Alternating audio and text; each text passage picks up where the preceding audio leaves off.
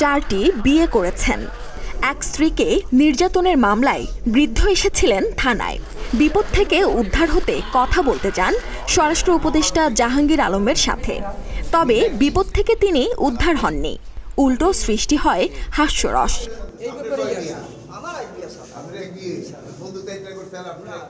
বৃদ্ধের কাছে স্বরাষ্ট্র উপদেষ্টা জানতে চান তিনি স্ত্রীকে নির্যাতন করেছেন কিনা। বৃদ্ধ দাবি করেন তিনি মারধর করেননি, ডিভোর্স দিয়েছেন বলে তার নামে এই মামলা দিয়েছেন তার স্ত্রী।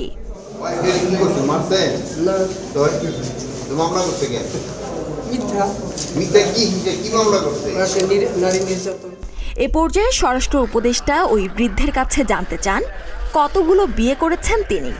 জবাবে বৃদ্ধ জানান 4টা বিয়ে করেছেন। কথাটা শুনেই মাশাল্লাহ বলে হেসে চলে যান স্বরাষ্ট্র উপদেষ্টা। সুরাইয়া শুভ্রা, প্রতিদিনের বাংলাদেশ।